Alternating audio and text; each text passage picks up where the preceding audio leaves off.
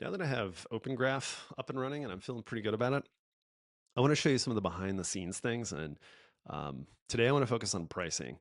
So I guess real quick, if you haven't seen Open Graph Plus at this point in time, it's makes your website. If somebody sends a link, it probably looks like this right now, unless you've wired up Open Graph images. But this is one of my websites, and it takes a screenshot of it and resizes it based on meta tags and stuff, and it optimizes it per social network. So it makes sure that it looks good on every single social network. Getting started on the thing for Rails, I have a gem, so you can add Open Graph Plus, and then you just tell the thing like, "Hey, configure my environment variable or credentials for this." You give it an API key. The cool thing is this thing takes screenshots of your web pages. The screen shooter's on my server, so you don't have to run a screen shooter, and that's kind of the best part. And you control the thing with CSS on your website. And it's all through Metagraph. Open Graph meta tags is how you're controlling Open Graph Plus. There's some extensions to it where you can like do some formatting and whatnot to make it smaller and look better than just a straight up screenshot. So it's not just a straight up screenshot. Um, but that's the thing that I'm selling here is like you install this thing, point it at your website, and you just get good looking Open Graph images. All right, so let's take a look at pricing though. This is kind of a common thing you'll see across most SaaS websites, your pricing table, right? So in this case, I show 19 bucks. It's my early access discount. And then there's like the $39 per month base price. Now, typically, if you do this stuff for SaaS, like if you're using ERB partials, you might have a card that looks like this, and then say you pass the price into it, right? And maybe that's like a parameter called price, and it's fine. You're passing this thing into your partials, everything is good, life is good, and then all of a sudden you need to apply a discount to it. So you have a decision to make. Let's say that we want to show like 50% off, right? Launch discount. So we know that we have to pass the 50% into that thing, right? And we also know that we want to show $15, and we probably want to cross this out visually. So we could calculate the percent, but what we probably want to do is um, calculate the percent ahead of time so that we can just pass that in as a value. And then we have, what do you call this? The discount price? Discount. I'm just going to call it that so I don't have to write the whole thing out. So you have to take three pieces of data and like pass this thing into your partial all the time, right? That's pretty annoying. I have enough websites with pricing on them where I just don't want to do that all the time. So I created an abstraction for it, actually a value object, um, and I published it on Ruby monolith slash Superfeature. And it's this nice little price class, right? So I can just say, hey, we have a price. It's 49 bucks. Um, Internally, it's a BigDecimal. That's important because if it was a float, it would lose precision, and I don't want that. It's a price. You can call a float on it, call an integer on it, just like it's a number. There's nothing too surprising there. Um, Superfeature does more than just pricing, so ignore this for now. I'm going to talk about that in a future video. It does give you like convenient formatting, right? So usually when you show a price, you want to show two decimals. Sometimes you don't, so you can just knock the decimals out of there. Where it starts to get interesting though is if you want to apply a discount to a price. Let's say we have a $100 thing. There's a few ways that you can apply discounts to it. You can say, I want $20 off. I don't care about the percentage. You get 80 bucks. 25% off. You get 75. But sometimes you don't even care about the amount you're taking off or the percentage you're taking off. You just know like, hey, this thing's 100 bucks. I don't care. Just discount it to $79. Okay, so it does some math for you. It can also take a string so you can more naturally apply these discounts to it, whatever. But where things start getting more interesting is you can read these discounts. So you have this price object. You can say, hey, what's the amount of this price? Right? It was 100 bucks, but it's 75 here. And then we can ask, hey, is this thing discounted? Because if it is, we probably want to show the strike through. And then if it is, we're interested in what is the original amount. And then, of course, we can say, okay, well, this thing was discounted. So tell me about the discount. How much is that in fixed terms? How much is it in percentage terms? And then, of course, if you want two fixed F, you get that two decimal kind of dollar value out of this thing. You probably want a percentage too, right? Because if you remember from our little object over here, we want to show the percent. And then, of course, you have two formatted. So what's cool too is you can just accumulate discounts. You can just apply a discount, apply a discount, apply a discount, and chain it. It can actually walk back on its discounts, but whenever you call savings on the thing, it will actually um, walk all the way back up to the parent and figure it out from there. Uh, so I realistically I haven't really run into this. I will show you where I use it, but I've never had to like understand that chain. But under the covers, it's chaining discounts, and that's how it gets you from the original amount to the discounted amount. All right, let's flip back over here and see what kind of this would look like. First of all, the nice thing is when we're calling into our partials or components or whatever it is that we're using, we don't have to remember to pass all these values, and we don't have to deal with the potential inconsistencies between these two, 5 and the 15, right? So all we do is we pass one of these objects into here, a price object. So price, and then we say 30, and then we're going to uh, apply a discount. And then we can say 50%.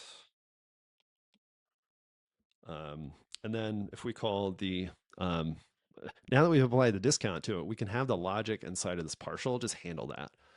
So I'll flip back over to this code over here. And let's actually look at some of the things that I'm doing in this code for discounts. Okay, so in my Rails application for Open Graph Plus, I actually have an entire folder called plans. And we have this creator plan here, and we can see we have 39 bucks discounted by discount. And discount is just a method. So if we actually look at that, it's on base because I want to apply that discount to everything. So I'm going to move this window to the side and let's start playing with the discounts. And you can kind of see some chaining in action here. All right, so if we wanted to crank this up, say, I don't know, 80% off, you can see we apply that. One thing to notice is not actually 80% off. And the reason is that I'm rounding to the nearest $9 thing. So the pricing on here, it always ends with a 9. This is called charm pricing in SAS because what you don't want to do is apply a discount and see these coins at the end of it, right? You don't necessarily want to charge 80 cents. Maybe you do, maybe you don't. If you want, say, like 99 cents at the end of your plans all the time, oh, it's once a zero.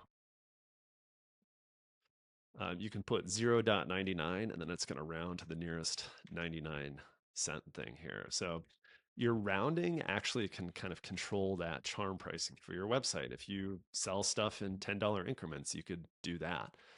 Now, it seems crazy, right? It's rounding to the nearest 10. But if you think about it, if you're at, what's the percentage here? 50% off. Let's go to like 40. And this is rounding to the nearest 10 places. All right, so let's jump back into our nines. And here we go. We've got 40% off. That's pretty close to 60. 40% off. That's still, on 1.9. So if we go to 50% there, you can see how those things adjust and they stay to the nearest 9. If I just didn't want to have discounts, I think, actually, let's see what happens if I have nil. Nothing. See that? The discount goes away. So that's what's cool is I can just clear the discount. I don't have to go through and figure all this stuff out. I just kind of find it right there. All right, so let's actually look at one of these components and see what a plan card looks like. Okay, oop. Plan card.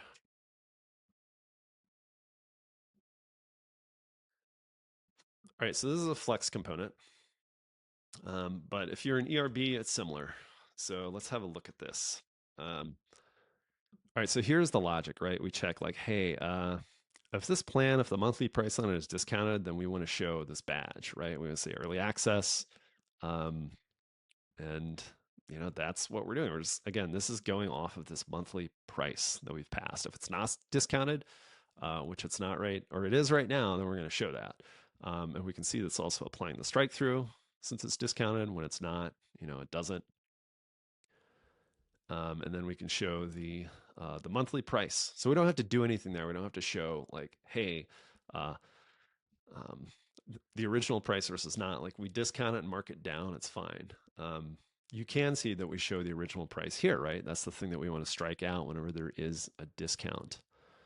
So that's what's going on here, and that's the benefits that you get from using price objects. Is you can say, "Hey, price, are you discounted? Okay, cool. I'm going to do this. Hey, price, if you're not discounted, then I don't care. Just show me the original thing."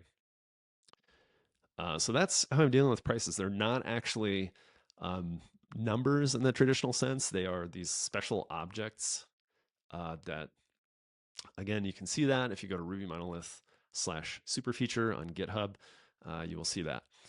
Now, I think this is a pretty good example of, um, let's put it this way. A lot of this stuff that I built, I had Claude Code doing it. I knew what I wanted and I had to guide it because, to my knowledge, I haven't seen anything like this in Ruby before. But it freed up my time where I could just kind of work on Open Graph Plus and kind of those more pressing problems. And I had a Claude Code agent running on the side, just doing its thing, building this, setting up specs. And of course, I'm looking very deeply at the code to make sure that it's right. But the fun part is I get this gem, I get it in a gem, and I can have Claude integrate it into all of my projects. And so I can try it and deploy it to production, not just in one website, but all of my websites. So I actually have the same pricing stuff running at beautifulruby.com.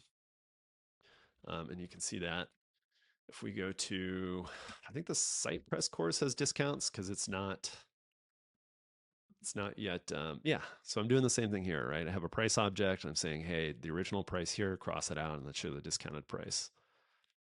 I used to have like a percent off type thing there, but the point is, if you think about like what can Claude or these LLMs do for you, I think vibe coding is such a terrible use case for it. But like I think where it shines is these projects that you just normally would not bother abstracting.